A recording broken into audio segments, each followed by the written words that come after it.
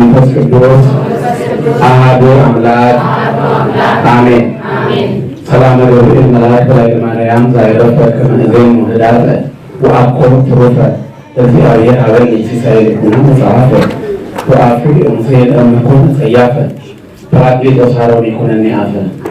ወደ ቤታችን የመጣውን አዲሱን የምስራች የአዲስ ኪዳን ወንጌል አምልቼ አስፍቼ ሳይሆን በጎልዳፋ አንደበቴ እንድናገር እግዚአብሔር ለእኔ ተናጋሪ አንደበትን ለእናንተ ደግሞ ሰሚ ጆሮና አስተዋይ ልቦናን ለሁላችንም ያድለን። እግዚአብሔር መንፈስ ቅዱስ ሁላችንን ያግዘን።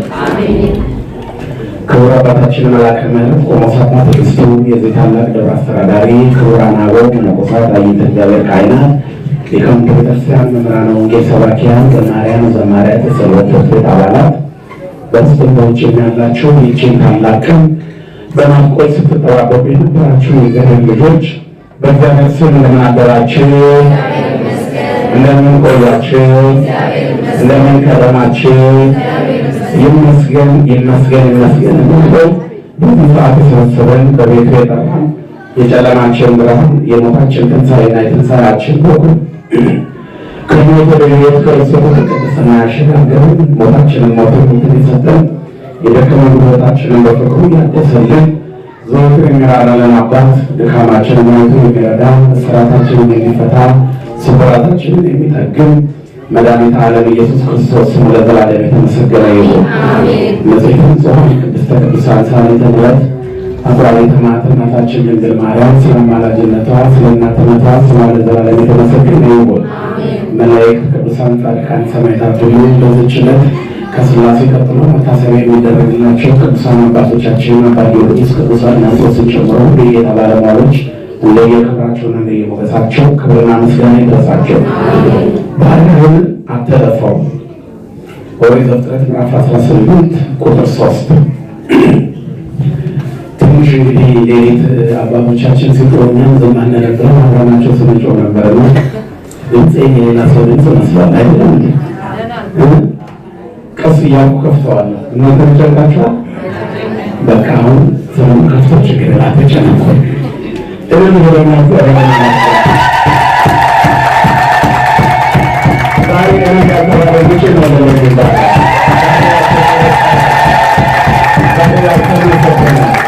መቼ ይመሰገናል? እንደዚህች አይነት የተቀደሰች ቀን የለችም በሕይወታችን። ዛሬ ባነበብነው ወይንም በሰማነው የወንጌል ክፍል ውስጥ አብርሃም ይህንን ቀን ተመኘ ይላል። ቀሪቱን ሊያያት ተመኘ፣ እንደ ምኞቱም ሆነለት፣ አየ፣ ደስታውም ተፈጸመለት ይላል። አባታችን አብርሃም እግዚአብሔርን ሊያይ ተመኘ፣ ተሳካለት። እኛ ደግሞ ታቦታችን የሥላሴ ታቦት ገብቶ ሥላሴ ሲከብሩ ማየት ተመኘን፣ እንደ አባታችን እንደ አብርሃም። ስለዚህ ተሳካለን። እንደዛ አይነት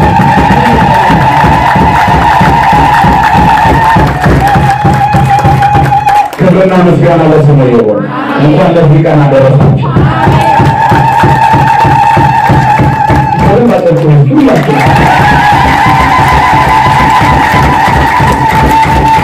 እግዚአብሔር ይመስገን። ማን ቤት ውስጥ ነው ያለነው? ሥላሴ ቤት። የሥላሴ ቤት የማን ቤት ነው? የማን ቤት ነው? የኛ ቤት ነው። አሁን ያለነው የኛ ቤት ውስጥ ነው። የአባታችን ቤት ውስጥ ሞገስን የምንላበስበት ቤት ውስጥ ልጆቻችንን በፈለግነው ጊዜ አምጥተን የምናቆርብበት ቤት ውስጥ አገር ቤት ወላጆቻችን ዘመዶቻችን ሲሞቱ ፍታት ለማስፈታት ስም ለማስጠራት ቅዳሴ ለማስቀደስ ይቀደስልን ብለን የምንጠይቅበት ቤት ውስጥ ነው ያለነው። አሁን ቅዳሴ የለም፣ በዚህ ቀን የለም። ብንፈልግ በአስራዎት ቀን ክርስትናውን በ40ና በ80 ቀን በዕለቱ እሑድ ሳንጠብቅ ይቀደስልን ብለን መተን አስቀድሰን ደግሰን ወላጆቻችን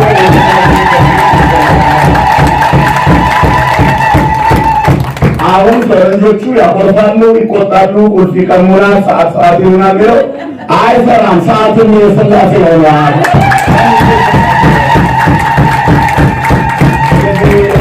ትልቅ የክብራችን ቀን ናት። ዛቲ ዕለት እንተገብረ እግዚአብሔር ነው ለተፈጸመ ታሰባት።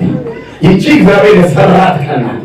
በሰው ሀገር በሞገስ እንድንቆምባት እግዚአብሔር የሰራት ቀን አይናችንን አፋችንን እጃችንን በአፋችን እስክንጭን በደስታ ሊያጥለቀልቀን እግዚአብሔር ለኛ የሰራት ቀን ይህቺ ቀን ናት። ስለዚህ ኖ በእርሷ ደስ ይበለን ሐሴትንም እናደርጋለን። ዳዊት አሁንም ደስ ይበለን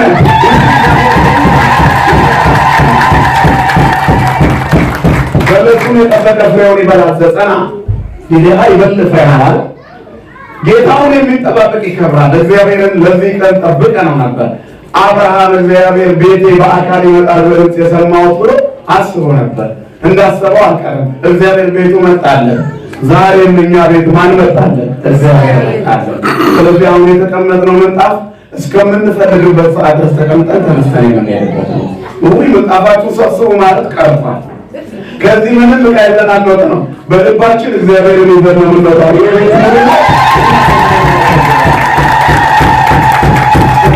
በሕይወታችሁ ከተወለዳችሁበት ቀን የበለጠ የምታከብሩት ቀን ዛሬ ነው።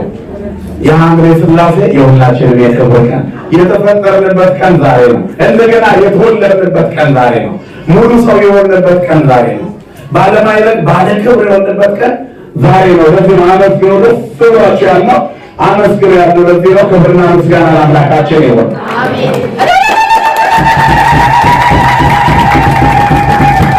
ባሪያህን ሁላችሁ ባሪያህን አትለፈው። እግዚአብሔር አይመከሩላቸው። ኦሪት ዘፍጥረት ምዕራፍ 18 ቁጥር 3 ላይ ነው ይህንን የምናገኘው። የዛሬው በዓላችን ሥላሴ በቤተ አብርሃም የተገኙበት ቀን ነው። አብርሃም ማን ነው? በእግዚአብሔር ጥሪ የወጣ ሰው ነው። ሁሉም ሰው እግዚአብሔር ለክብሩ የተጠቀመባቸው ሰዎች ብዙዎቹ የቀደመ ታሪካቸው የተበላሸ ከዝቅተኛ የኑሮ ደረጃ የተነሱ ማንነታቸው ጥሩ ያልነበረ ናቸው። እግዚአብሔር ከቤተ መንግስት አውጥቶ አይደለም የተጠቀመው፣ ሲሻው ይጠቀማል። እንደነ ገብረ ክርስቶስ ያሉ መናንያን የወጡት ከቤተ መንግስት ነው፣ ከሹመት ከአልጋ ወራሽነት። እንደነ ቅዱስ ጊዮርጊስ ያሉ ሰማዕታት የወጡት ከትልቅ ማዕረግና ከነገስታት ቤተሰብ እግዚአብሔር አውጥቷል። በብዛት ግን እግዚአብሔር ለክብሩ ሲጠቀም ከትቢያ ላይ አንስቶ ማቴዎስን ቀረጥ ከመሰብሰብ አነሳውና ነፍሳትን ትሰበስባለህ አለ። ሉቃስን ስርማሽ ከተበጣሽ ከነበረበት አነሳውና የነፍስ ሐኪም ትሆናለህ የሥጋ ብቻ ሐኪም አትሆንም ብሎ ጠራው። ቅዱስ ጳውሎስን ቤተክርስቲያን ሲያሳድድ ከነበረበት ሕይወት ጠራውና ዱላውን አስጥሎ ሰይፉን አስጥሎ ሚስማሩን አስጥሎ መዶሻውን አስጥሎ መስቀል አስያዘውና የምዕመናን ስደታቸው ስደቴ ነው፣ ከዚህ በኋላ ከምታሳድዳቸው ጋር አብረህ ትሳደዳለህ። ክርስትና ከማረግ ወደ መታረድ መቀየር ነው። ስለዚህ ወደ መታረድ ታድጋለህ፣ አታርግም ከዚህ በኋላ ብሎ ጠራውና ቀየረው። እግዚአብሔር ሁሉም ሰዎች ሲጠቀም ከዝቅተኛ የኑሮ ደረጃ አንስቶ ነው። ሲወለድ እንኳን የተወለደው ከድሃ ቤት ነው። ያቀፈችው እናት ድሃ ናት። ስሟ ለዘላለም የተመሰገነ ይሁን። ዓለም ሁሉ ግን ባይደረግ ይሄ እግዚአብሔር ክብር የተገለጠበት ነው ክርስትና። ምስጢት ሁለቶም ለነጣያን ጾረተከ ገሊላዊ አጠፈተከ ነፍሳ ቀደስከ ወሥጋሃ አንጻይከ ወአጽናይከ ወይደንገጸት ብከ። ትንሽ ብላቴና የድሃ ልጅ አቀፈች። እመቤታችን እኮ ናት የድሃ ልጅ። እናትና አባቷ ድሆች ተባሉ በመጽሐፍ። ምስጢት ትንሽዬ ምስጢት ወለት ትንሽዬ ልጅ ሁለቱም ለነዳያን የነዳያን የችግረኞች ምንም የሌላቸው ቤተሰቦች ልጅ ጾረተከ ተሸከመች። ገሊላዊት አቀፈተከ ገሊላዊቷ አቀፈች። ነፍሷን ቀድሰ ሥጋዋን አንጽታል። እመቤታችንን ሥጋዋን አነጻት ስንል ከተወለደች በኋላ አይደለም፣ ቀደሳም ከሰማ ነው። ገና በአባቶች ወገብ ከሐሌው ከገቢር ከሁሉ የነጻች ጥንተ አብሶ የሌለባት ኩልንታኪ ሰናይ ጥንተ ሀቤ አልብቂ ነው ወይ ምንድን ሁለንተናሽ ውብ ነው ነውር የለብሽም ተብሎ የተነገረላት ንጽሕት ቅድስት ለማይደሩ እግዚአብሔር አስቀድሞ መረጣት። ለማይደረ ወልዱ እግዚአብሔር ሐረየኪ ነው። እግዚአብሔር ለልጁ ማደሪያነት የቀደሳት መንፈስ ቅዱስ የዘለላት ወልድ ያደረባት ጡቷን የጠባት እናት ድንግል ማርያም ንጽሕት የከበረችዋን አስቀድሞ እግዚአብሔር መረጣት። ግን የድሃ ልጅ ነበረች፣ አጸናሃት ይላል። ስለዚህ እግዚአብሔር ለክብሩ የተጠቀመባቸው ሰዎች ብዙዎቹ ከዝቅተኛ የኑሮ ደረጃ የተነሱ ናቸው። ስላጣን ስለገረጣን ስላልተሳካልን ስለጎደለብን እግዚአብሔር የማይጎበኘን ከመሰለን እግዚአብሔርን ቁሳዊ አድርገን አስበነዋል ማለት ነው። ሰው የሚሰራው ስለ እግዚአብሔር ያለው ግንዛቤ ሲከሳ ነው። ስለ እግዚአብሔር የሚኖረን ግንዛቤ እግዚአብሔር በድሆች ቤት ይከብራል፣ እግዚአብሔር ከድሃ ቤት ጋር ከድሃ ጋር ገብቶ ይበላል። እግዚአብሔር ችግረኛው ቤት ይገባል። ልቡ ሊመለስ ላሰበው ኃጢአተኛው ቤት ይገባል። ቀራጩ ዘኬዎስ የኢያሪኮ ከተማ ከንቲባ፣ ትልቁ ባለስልጣን፣ የቀራጮቹ ነው አለቃ እኮ ነው። በሀገራችን በተለይ በጥንቱ ቀረጥ ሰብሳቢ የመዘጋጃ ሰራተኞች ናቸው አይደለም እንዴ? ስለዚህ የቀረጥ ሰብሳቢዎች አለቃ ደግሞ የመዘጋጃ ቤቱ ምንድን ነው ማለት ነው? ኃላፊ ማለት ነው። አያችሁ፣ ዘኬዎስ የመዘጋጃ ቤት ኃላፊ ነው። የኢያሪኮ ከተማ ከንቲባ ነው። የከተማዋ ዋና ባለስልጣን ነው። እግዚአብሔርን ለማየት ዛፍ ላይ ቢንጠለጠል ትህትና ቡድን ያቀርበዋልና ዛሬ ከኔ ጋር እራት በቤት እበላለሁ አለው። ዘኬዎስ ቤቱን ከፈተ ለእግዚአብሔር። እግዚአብሔርም ዘኬዎስ ቤት ገባ። ከዚያ በኋላ ዘኬዎስ መድኃኒተ ዓለም ክርስቶስን ሲያየው በፊቱ ሞገስ ያገኝ ዘንድ ንጽሕና እንደሚገባው አመነ። እግዚአብሔር መስታወታችን ነው፣ ሰውነታችንን የምናጠራበት። እግዚአብሔርን ሲያየው መለወጥ እንደሚያስፈልገው አመነ። ካለኝ እኩሌታ ለድሆች እሰጣለሁ። ሰው እግዚአብሔር ቤት ሲመጣ ይታጠናል። ስለዚህ እግዚአብሔር ፊታችን ሲቀርብ ያጠራናል። ሊያነጻን ነው እግዚአብሔር እኛ ጋር ያለው። ሊያሞቅሰን፣ ሊያከብረን፣ ከፍ ሊያደርገን ነው። እግዚአብሔር ያነሳውን ማን ይጠላዋል? ንገረኝ እስኪ። ማንም አይጠላው። ስለዚህ በክብርና በሞገስ ከፍ ሊያደርገው ሲል እግዚአብሔር በቤቱ ገባለት። መድኃኒዓለም እኛ ቤት ይግባልን ነው። ከዚያ በኋላ አባታችን ዘኬዎስ በሩን ስለከፈተ ልቡን ከፈተ። ካለኝ እኩሌታ ለድሆች እሰጣለሁ፣ የቀማሁት ካለ 4 እጥፍ እመልሳለሁ አለ። በኦሪት ከታዘዘው ትእዛዝ በእጥፍ ፍቅር ከሕግ በላይ ነው። ስለ ሕግ 2 እጥፍ ይክፈላል በሙሴ ሕግ። ነገር ግን ዘኬዎስ 4 እጥፍ አለ። 4 እጥፍ ማለት ምን ማለት ነው? ከሕግ በላይ በሆነ በፍቅር ዋጋ እከፍላለሁ አለ። ከዛ መድኃኒተ ዓለም ክርስቶስ ምን አለ? ዮም ሕይወተ ኮነ ለሰብአ ዝንቱ ቤት አንተሰ ወልደ አብርሃም፣ አንተ ዛሬ በዚህ ቤት መዳን ሆኗል አለ። አንተ የአብርሃም ልጅ ነህ፣ የተሰበረው የእግዚአብሔር ልጅ ነው። እግዚአብሔር በፍቅሩ ይስበረላችሁ ነው ወዳጆች። ስለዚህ እግዚአብሔር የተጠቀመባቸው ሰዎች ድሆችና አመፀኞች ናቸው፣ ምንም የሌላቸው። አብርሃምም እግዚአብሔርን ከረሳ ትውልድ የተወለደ ሰው ነው። የሚኖረው በካራን ነበረ። ሰዎች በኃጢአት ከሚኖሩበት አለ በሕገ ልቡና ውስጥ ሰው ከህሊና የተነሳ እግዚአብሔርን የሚፈልግበትን ጉዞ ያቋረጠበት ዓለም ውስጥ ነው የሚኖረው። ሰው በጣም ሲደነዝዝ ምን ይሆናል? በዚህኛው ዓለም ቋንቋ ይዛነፋል። አይምሮ የተዛነፈ ዝኑፍ ይባላል። ሰው በጣም ክፉ ሲሆን የጤና ማነስ ነው ይባላል። ሰው ፍጹም እግዚአብሔርን ደግሞ ሲረሳ ይሄ የማንነት ማነስ ነው። ሙሉ ተፈጥሮ የተፈጥሮ መዛነፍ ነው። የተፈጥሮ መዛባት ነው። ተፈጥሯቸው ከተዛባባቸው ሰዎች ጋር ነበር አባታችን አብርሃም የሚኖረው። አያቱ ሴሩ ይባላል። የአያቱን ጣዖት እንዲነግድ የሚላክ ሰው ነበረ። የአያቱን ጣዖት እየነገደ አንድ ቀን ግን አብርሃም ህሊናውን ተጠቀመበት። እምነት የሌላቸው ሰዎች እንኳን በመጨረሻው ዘመን ማን አስተማረን አልተሰበክንም ቢሉ ህሊና ተብሎ ይነገራቸዋል። ከህሊና የተነሳ ይጠየቃሉ። ወደ ትክክለኛው መንገድ የሚመጡበት አይምሮ ተሰጥቷቸዋል። የሰው ልጅ ነፃ ፈቃድ የተሰጠው ፍጥረት ቢሆንም ነፃ ፈቃድ ሁሉ የእግዚአብሔር አይደለም። ስለዚህ አምላኩ የሚከብርበትን መምረጥ አለበት። ስለዚህ አብርሃም እየወሰደ የሚሸጠው ጣዖት ግራ ገባው። አባቱ እንዲሸጥ እንኳን የላከውን ነገር ጠርቦ ፈልጦ አስተካክሎ ነው ሽጥ የሚለው። ይህን አምላክ ሸጠና ይለዋል አያቱ። ስለዚህ በአያቱ እየተላከ ሲሄድ አንድ ቀን ደከመው፣ መንገድ ላይ ራበው። ስለዚህ ምን አለ? አንተ አምላክ ሆይ እስቲ አብላኝ አለ። ዝም አጠጣኝ፣ ዝም። እንዴ አምላክ ነው እየተባለ ተሸገ የለ እንዴ?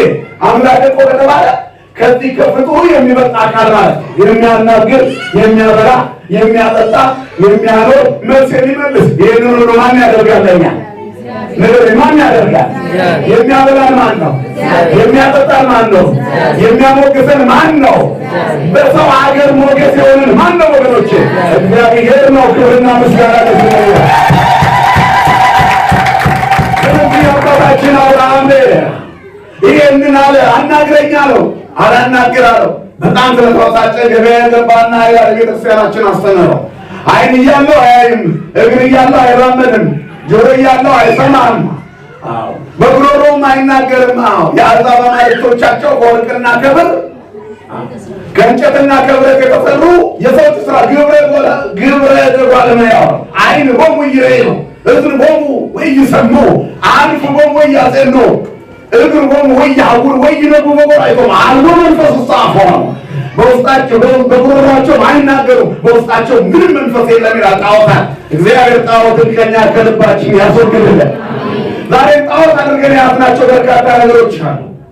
የሰው ልጅ በስጋ የሰበሰበውን ገንዘቡን አምላክ አድርጎ የሚኖር ሰው አለ። እዚህ ከተማ ላይ ትንሽ ስለተሳካላቸው ትንሽ ወረቀት ስለደረደሩ ብቻ እዚህ ቤት መጥቶ ከዚህ ቤተሰብ ጋር አብሮ መቆም አይመጥነኝም ብሎ ከስላሴ የሚኖሩ ሰዎች አሉ። ገንዘብ ያመለኩ ሰዎች፣ ውሎ ያመለኩ ሰዎች፣ ወጣትነታቸውን ያመለኩ ሰዎች፣ ግንፍል ስሜታቸውን ያመለኩ ሰዎች፣ እነዚህ ሁሉ አምልኮ ጣዖትን ያመልኩ ናቸው። እነዚህ ነገሮች አይን አላቸው አያዩም፣ እግር አላቸው አይራመዱም የተባሉ መናፍስት ናቸው። ብር አይን አለው? አዎ። ገንዘብማ አይን አለው የለውም? ነገር ግን የማይጠቅም አይን አለው ገንዘብ፣ የማይረባውን ያያል። ሰዎች ዛሬ ቅዳሜ በፌሽታ ያደሩ ሰዎች አሉ። ብሩ ስላየ ነው፣ እነሱ ስላዩ አይደለም። እነሱማ ማየት ቢጀምሩ የተፈጥሮ ናቸው ተጠቅመው ማየት ቆመው ያድሩ ነበር። እዚህ መጥተው ገንዘብ ማየት ሲጀምር ሰው ጨፈራ ቤት ያድራል። አይን ማየት ሲጀምር ሰው በማለት ያድራል። እግዚአብሔር አይኖቻችንን እንድንጠቀምበት ይረዳል። ሕያዋን አይኖች እግዚአብሔርን ሲያመሰግኑ ያድራሉ። እግዚአብሔርን ሲያዩት ያድራሉ። የእግዚአብሔርን ፊት ለማየት ሲመኙ ያድራሉ። እንደ አባታችን እንደ አብርሃም ተመኘ። የተመኘ አብርሃም ተመኝቶ ግን አልቀረም፣ አገኘ። የተመኘ ያገኛል መልካም ነገር ከሆነ። ስለዚህ የአሕዛብ አማልክቶችን ከመከተል እግዚአብሔር ሁላችንን ይርዳን ወገኖች። ከዚያ በኋላ ምን አለ አብርሃም? እነዚህን ትገዛላችሁ? ይህን አምላክ አለ። ባለቤቱ የናቀውን አሞሌ ማን ይገዛል?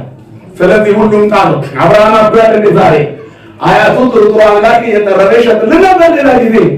አሁንም የጠረበው ጥሩ ነበር፣ ግን አይሰራም አለ ባለቤቱ። እንዴት ደፍረን እንግዛው? እንዲህ እየነገረን ሲረግመው እሱም ካልቀሰፈው ከዚያ ሲመለስ ተሸክሜ አልመለስም አለ አብርሃም።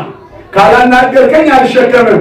ድሮ ሳያት የጠረበው እንጨት አይደል እንዳለና አብርሃም ይላል ድንጋይና ድንጋይ መሃል አድርጎ ፈነካቶ ሰባበረው፣ ጣዖትን ሰበረ። ክብርና ምስጋና ለአምላካችን ነው። ዝሙት ጣዖት የሆነበት ጣዖቱን መስፈር አለበት። ዘረኝነት ጣዖት የሆነበት ስበሩት፣ ዘረኝነት ጣዖት ነው። የወንዝ በሽተኝነት ጣዖት ነው። ከሀገራቸው ሌላ ሰው ያለ የማይመስላቸው ሰዎች አሉ። እርግጠኛ ናችሁ እንደ ሀገራቸው ገብታችሁ ለመኖራቸው? እዛው በርካታ ዲያስፖራዎች አሉ። የጠጣ ዲያስፖራ የሚለው ቋንቋ እንግዲህ ስደተኛ ማለት ነው በእንግሊዝኛ። ግን እኛ ሀገር ሲደርስ ግርማ ሞገስ ያለው ስም ሆነዋል። እግዚአብሔር ከዲያስፖራነት ያወጣችሁ፣ ሀገራችሁ ይመልሳችሁ። ስንት ሰዎች አሉ ሀገር ቤት ይሰራሉ። ፀሐይ ያለ መንደርና ቤት እኮ አለ ሀገር ቤት። መቼ እንደሚኖሩበት አይታወቅም። ሲሞቱ ይመጣሉ ተጨነው በጉሩብ በኩል በቦሌ ሲፈተሽ ሁሉ አስከሬን ይመጣል። እግዚአብሔር ከዚህ ይሰውራል። ደስ ብሎኝ አይደለም የምናገረው። ከመጡ በኋላ ይቀበራሉ። ቤት አለው እንዴ? አዎ የሰራው ቤት አለ። በሰራተኛ የሚጠበቅ ወይ ከሀገር ቤት የመጣ አንድ ሰው ሲጠብቀው የሚኖር ፈረስ የሚያስጋልብ ግቢ አለ። አስከሬኑ ገብቶ ይወጣና ይቀበራል። አለቀ። ቤት ሰሪ ይበታል፣ የሚኖርበት የለም ይላል መጽሐፍ። ይገርማል። ከዚህ ገንዘብ አዋጣን ሲኤምሲ ቤት ስንሰራ እዚሁ አስራታችን አውጥተን ሰማይ ለቤት አሰራን። የቅርቡን ሳንሰራ የሩቁን ሰራን። የምንኖርበትን ሳንሰራ እንደምንኖር እርግጠኛ ያልሆንበትን ሰራ ነው። እግዚአብሔር የሥጋ ቤት ከመስራት ይሰወራል። ሰዎች ገንዘብን ጣዖት ሲያደርጉ ጉዟቸው እንደዚህ ነው። ዘረኝነትን ጣዖት ሲያደርጉ ጉዟቸው እንደዚህ ነው። ግንፍል ስሜታዊነትን ጣዖት ማለት ስሜታዊነት ያገኙት ነገር ላይ መውደድ ጣዖት። በዚህ ምክንያት ሰው ስሜታዊ ሲሆን ጾም ያፈርሳል። እግዚአብሔርን የማያውቁ ያለ ጾም የሚኖሩ ሰዎች ማንችን የሰኔ ጾም ይጾማል። ውጭ ሀገር እኮ አይመችም። እንዴት ነው የሚመቸው? ውጭ ሀገር ያልተመቸ ደግሞ ለጾም እንዴ ሰላጣውን በሆነ ሳንቲም ነው ትሉ ምኑ ምትበሉት ከተገኘ ፖሊስ ፓርቲ ደግሞ ምን ችግር አለ? ልቀርለው እንዴ የት ሊጾም አገር ቤት ሁለት ምስል ካለች ልንጭናት እዚህ ምን ቀረ? ዶሮ የሚመሳሰል ምንድን ነው የሚባለው? ዶሮ የሚመስል ስጋ የሚመስል ቆጥ አለ። ልቀርለው ምን ማለት ስጋ እኮ ነው የሚመስለው፣ ግን አትክልት ነው የሰጣኝቁት እንደ ዶሮ የሚታኛል። እዚህ ያልተጾመ የት ይጾም? ወተት ሁሉ አለ፣ የአትክልት ወተት ልቀርለው ከረዳ ማለት ስትጡ ወጥ ካመናችሁ ወተት ነው ዋናው ነው። አያችሁ እንዲህ ተቆራ እንኳን አይጾም ሰው አለ። እግዚአብሔር ይሄን መሀል አስቀምጦ ታዘበ። ሲያገኙ ያስታውሱኛል ወይስ ይረሱኛል? አብርሃም ግን ጣዖት መሀል ሆኖ ማንን አስታወሰ? አሁን መሀል ሆናችሁ ጾምን አስታውሱ። ትክክለኛ ጾመኛ በብዙ የሚበሉ ሰዎች መካከል ነው። አሁንማ አገር ቤትም የነበረው ጥንካሬ ላላ ምን እንደሆነ አላውቅም። አሁን የዘንድሮውን ሰኔታ እኛ ማፈር ጀመርን። ጓደኞቻችን ጋር ቁጭ ብለን የምናውቃቸው በትምህርት ቤት አብረን ያደግናቸው ጋር 4፣ 5፣ 6 ሆነን ስንገናኝ ብቻችንን ሽሮ መብላት እየተሳቀቅን ሆነ። በቃ እንዴ ለካ ጾመኛ መሆን ያሳፍራል። መብላት ነበር እኮ ያሳፍረው። ሰይጣን እየነገሰ ሲመጣ መዝረፍ ቢዝነስ ይሆናል። ሼም የሚባል ነገር አፈርድን ይበላል። እከሌ ሼም ነው የሚባል ሰምታችኋል? ይሉኝታ የለውም ማለት ነው። አድጎ ነው ይሉኝታ ሲያቅ ሼም ተባለ። ወደ እንግሊዝኛ ሲቀየር ግን ቢዝነስ ሆነ። ሼም ግን ይሉኝታ ቢስነት ነው። እከሌ ሼም የለውም ከተባለ ምን የለውም ማለት ነው። ይሉኝታ የለው። ሰው እንዲህ ይለኛል ይሉኝታ እኮ ነው እንዲህ ይሉኛል የሚል ነገር ሰው ጤፉ ሆነ። ሲሞት ተገላገልን የሚባል ሰው ከመሆን ይሰውራችሁ መድኃኒዓለም። አሁን እኮ ሳንቀብረው ነው የምናማው። ከረው አገር ቤት የሚነገር አንድ ታሪክ አለ። ድሮ የሰማው ቀብር ላይ አስክሬኑ ዘገያል። በጣም ሲዘገይ እንዴ ምን ዛሬ ወሳደሞ ቆየ ሲባል ሴትዮዋ ጀመረች ከጎኑ ቁጭ ብላ ይገርማችኋል አለች። ነፍሱን ይማረውና አለች ገና ሳይቀበል ሰውየው እኮ በህይወትም እንዲያለ እንዲሁ ነው። ቀጣው ያከበረ ከእኛ ሰው ጠፋ። ከዛ በኋላ ሰውዬ አንቺ ስታነሹ ዞር ሲል ለሰው መጣ። ስታነሹ መጣ ሳይደረጅ ነው መሰለኝ ያስከረኑ ማለት ሐሜት እየጣፈጠ ይሄም ልጅም ታጠፋ ማለት ነው። ጭራሽ አፈሩን ገለባ ያርግለት ሊቀር ነው ማለት ነው። ለሐሜት እንኳን ሰዎችን እንደው የሞተ ለማማት እኮ የሚያወሩ ሰዎች መጀመሪያ ያስፈቅዳሉ። እግዚአብሔር ይቅር ይበለኝና ምንድን ነው መጀመሪያ ቀብድ ማስያዝ ከቁመት ማጣጣስ አይደለም። ይቅር ይበለኝና እኮ ሰው መሰላችሁ አሁን እናንተፈለፈ እንጂ እግዚአብሔር ከዚህ ይሰወራላችሁ። ይሄ ጣዖት ነው። እነዚህ ነገሮች ካለ አስግሩ ለነቆና ስለኑ ሳና እንዲያማስማ ተደረይናል። አጸደ ወይን ይስጊ ወይናችን ያብብ ዘንድ ወይን የተባለ የመንፈሳዊ ሕይወታችን ነው። ማንነታችን ስነ ምግባራዊ ማንነታችን ወይን መልካም ጣዕምና አለው። የሰው ልጅ ስነ ምግባራዊ ሕይወት መልካም ጣዕም እከሌ መልካም ሰው ነው ይባላል። እግዚአብሔርን የሚፈራ ሰው ሲመጣ ያስፈራል እኮ አይደል? የእግዚአብሔር ሰዎች በመሃላችሁ ሲያልፉ ትፈሩታላችሁ። በጣም ሰይጣን ከሰፈረብን እንጠላዋለን። በጣም ሰይጣን የሰፈረብን ከሆነ የቤተ ክርስቲያን ሰው ስና ያቅለሸልሸናል። ይሄ ጋኔኑ አንገት ላይ ደርሷል ማለት ነው። ትክክለኛ መጣ ደግሞ ይበል ሽሻው ላይ ቁጭ ብላችሁ ድንገት ከመጣ ይመጣ እንግዲህ ወጣችሁ በጣም እንኳን አሁን በቃ ሊዶክከ ነው ሊረብሸው ነው ምርቃናውን የተፈረሸው ግን እውነት ነው። መንፈስ ቅዱስ ሲገባ ይረበሻል። የተፈረሸው ይፈረፋል። ግቡና ፈርፈሩት። አትፍሩ። ይማችሁ አንድ ሰላም ለኪ ድገሙና አውጡ። ሺሻ ቤቱን አትንኑት። ይትነሳ እግዚአብሔር ዘሮው እግዚአብሔር ይነሳ፣ ጠላቶቹ ይበተኑ። ምንድነው ወይ ገሩ ሰላይቱ ከመገጩ ጠላቶቹ ከፊቱ ይሽሹ ይልና ከዚያ በኋላ ምንድነው የሚለው? ከመሃል ጢስ ከማው ያለው ጢስ እንደሚበለየው ይብለኑ። በሺሻው ላይ ያለውን ጋር እግዚአብሔር ያብልናል። ሺሻውን ያብልናል።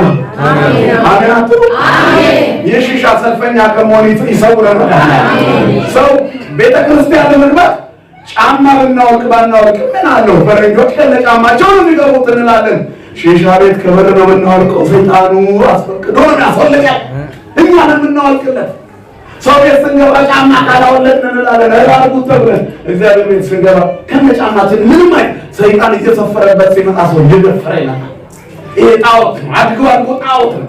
አብርሃም ብልጥ ነው፣ እንጨት አላመልክም አለ። አንድ የላሊበላ ባለቅኔ የላሊበላ ህንጻ አየ። የላሊበላ ህንጻ ታውቃላችሁ አይደለም እንዴ? ድንጋይ ብቻ ነው። ያውም አንድ አለት ስንት መቅደስ ነው የተሰራው? 11 መቅደስ ተሰርቷል ከአንድ አለት። ከዚያ በኋላ ዞሮ አንድ እንጨትና ምስማር የለበትም። አብርሃም ህንጻ ላሊበላ እያመለከ ህንጻ አይደል? አባታችን አብርሃም ህንጻ ላሊበላ እያመለከ ህንጻ ቅኔው ዚጋር ነው ያልከው። የላሊበላ ህንጻ አብርሃም ነው፣ እንጨት አላመለከም፣ እንጨት አልተጠቀመም ነው። እግዚአብሔር ጣዖት ከማምለኩላችን ይሰውረን ነው። ምንም አልጨመረበትም፣ ተጠርቆ ተቀየረ። ቅዱስ ላሊበላ አንዱን አለት 11 መቅደስ አደረገ። ሁሉም መቅደስ ሆነ። ብልቶቻችን በሙሉ መቅደስ እንዲሆኑ እግዚአብሔር ይርዳን። አብርሃም አያቴ የጠረበውን ጣዖት ሰበረ። አያቱ ጋር ሲሄድ ሁለተኛ እንዳታደርግ ብሎ ላከው። ሲመለስ ተመሳሳይ ነገር ተከሰተ። በዚህ ጊዜ አባታችን አብርሃም ሰባበረውና ከዚህ በኋላ አምላኬን ካላገኘው አልገባም። ማንን ካላገኘው? ስላሴን እንዲባል አጋዕዝተ ዓለም ስላሴ እኔ ቤት ካልገባ አልገባም ወደ ቤቴ ማለት። ኦሪት ዘጸአት ምዕራፍ 33 ቁጥር 15 ላይ እስራኤላውያን በተቀደሰው ተራራ ስር ለጥጃ ከሰገዱ በኋላ እግዚአብሔር ለሙሴ ሌላ ጽላት እንዲሰራ ፈቀደለት። ጽላቱን ሰብሮ ተበሳጭቶ ነበርና ከዚያ በኋላ የክብር አምላክ እግዚአብሔር ለአባታችን ለሙሴ በሰጠው ጸጋ ድንኳኑን አስቀመጠ፣ ታቦቱን አከበረ። ታቦቱን ከተራራ ይዞ ሲወድ ሙሴ ፊቱ እንደ ፀሐይ ያበራ ነበር። ተገልበብለን አሉት፣ ሙሴ ወይ ተሸፈንልን፣ አንተ እግዚአብሔርን ባየህበት ፊትህ እኛ አንተን ማየት አያችሁ። የእግዚአብሔር ቅዱሳን አይታዩም። እንኳን እግዚአብሔር ለእግዚአብሔር አልቦ ዘርሮ ግሙራና እግዚአብሔርን ያየው አንድ ሰው የለም። ወይም መሰ ተፋቀል በበይናቲነ እግዚአብሔር ይነብር ምስሌና። እኛ ግን ከተዋደድን እግዚአብሔር በእኛ ያድራል። እግዚአብሔር ከእኛ ጋር ይኖራል። እግዚአብሔርን የሚያየው ማንም የለም። ከተፋቀርን ግን ማየት ብቻ አይደለም አብሮን ያድራል። ክብርና ምስጋና ለስሙ ይሁን አምላካችን። እግዚአብሔርን ሕይወት ብቻ አይደለም እምላችሁ ምዕመናን፣ ከእግዚአብሔር ጋር እንኑር፣ ከዝማሬ ጋር እንኑር፣ ከቅዳሴ ጋር እንኑር። ሃይማኖታችንን ለድርድር አንስተው። ሃይማኖት ዘጥጅ ቲቲ ለዘሰፋ እምነት ለባለ ተስፋኛይቱ የተረጋገጠች ናት።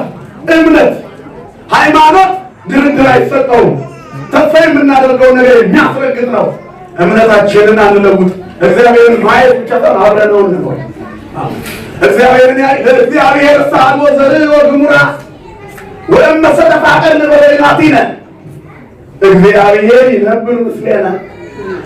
እግዚአብሔርን ያየው አንድስ እንኳን የለም። ነገር ግን አለ ማንም ሊያየው የሚችል የለም። ግን አለ ስንዋደድ ማየት ብቻ አይደለም አብረን ምን ይሆናል? ንገሩኝ እንጂ አብረን ምን ይሆናል? ስለዚህ ማን ከኛ ጋር ይኖር? እግዚአብሔር። እመቤታችንን መጥቶ መልአኩ እግዚአብሔር ከአንቺ ጋር ነው እኮ ያላት። ከአንቺ ጋር ይሆናል አይደለም? እግዚአብሔር ከአንቺ ጋር ነበረ አይደለም? የኃላፊ ጊዜ አይደለም፣ መጻኢ ጊዜ አይደለም። እግዚአብሔር አሁን ከማን ጋር ነው? ከእመቤታችን ጋር። ስሟ ለዘላለም የተመሰገነ ይሁን። እግዚአብሔር ከእሱ ጋር የሆነው ሰው እንዴት ደስ ይላል። ሙሴ እግዚአብሔርን አናግሮ ስለወረደ ወነበቆን 570 ጊዜ ሲና ተራራ ላይ አናግሮ ሲወጣ ፊቱን እንደ ፀሐይ አበራ። ተገልበለን ሙሴ ተሸፈንልን። እግዚአብሔር ፊት በቆምክበት ፊት እኛ ጋር ስትመጣ እንደ ፀሐይ አበራ፣ አይናችን ይጠፋል። እመቤታችን ያ የሙሴን ፀሐይ አብርቶ የእስራኤልን ፊት ያጭበረበረ ብርሃን በማኅፀኗ ከትሟል። አያችሁ፣ የማይከትመው ከተመ፣ የማይወሰነው ተወሰነ። ዘመን የማይቆጠርለት ዘመን ተቆጠረለት። እግዚአብሔር በማርያም በድንግል ማርያም በእናታችን ማኅፀን ሰው ሆነ። ድንግል ፈጣሪዋን ወለደችው፣ ጡቷን አጠባችው። በጀርባዋ አዝላ የግብፅን በረሃ አቋረጠች። የኢትዮጵያን ተራራዎች መታ ጣና ገዳማት ላይ አረፈች። ኢትዮጵያን አስራት አድርጌ ሰጥቼሻለሁ አላት። አሁን ፈረንጆቹ ጽፈውታል ነው። ድሮ አበሻ ብቻ የጻፈው ስለሚመስላቸው ብዙ ሰዎች ውሸት ነው ኢትዮጵያ መጣለች ቢሉት ቄሶቹ ለራሳቸው እያስጠቁ ነው አይደለም። በጣም ብዙ መጽሐፍ ተጻፉ። ኢየሱስ ክርስቶስ ኢትዮጵያ መጥቷል። ክብርና ምስጋና ለእርሱ ይሁን። ታሪካችን ነው፣ ክብራችን እኮ ነው። አያችሁ፣ እኛ ጋር የሌለ ነገር የለም ምዕመናን። እኛ ጋር የሌለ ነገር ሁሉ እኛ ጋር። እመቤታችን በአካል ኢትዮጵያ ውስጥ አለች። ግሸን ደብረ ከርቤ ስትሄዱ አታዩዋትም? ድንግል ማርያምን እናያታለን። እንጦጦ ኪዳነ ምሕረት ስትሄዱ ታያታላችሁ። ሸንኮራ ዮሐንስ ስትሄዱ መጥምቁን ታዩታላችሁ። ዕውር ሲያበራ፣ ለምጻም ሲያነጻ፣ የፈረሰ ጉበት እንደገና ሲሰራ ታዩታላችሁ። ክብርና ምስጋና ለአምላካችን። እግዚአብሔር ይታያል ኢትዮጵያ ውስጥ። ግን አብራችሁት ኑሩ፣ እርስ በራሳችሁ ተዋደዱና ከእግዚአብሔር ጋር ኑሩ አለ። የዛሬው መልእክታችን ይሄ ነው።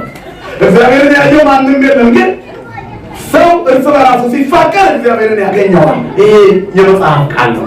ይህንን ለማድረግ በፍቅር ለመኖር መጀመሪያ ጣዖቱን ስበሩት። የዘረኝነት ጣዖት ሲሰበር ፍቅር ይነሳል። ሁሉ ወንድሜ ይሆናል የዘረኝነት ከሌለብኝ። ሰው ከተጠመቀ በኋላ ዘሩ አይታወቅም። አለቀ። ሲጠመቅ ተጨረሰ። የክርስቶስ ሆነ እኮ ቅዱስ ጳውሎስ ከማይጠፋው ከንጹሕ ዘር ተገኝተናል። ያ ዘር ማን ነው?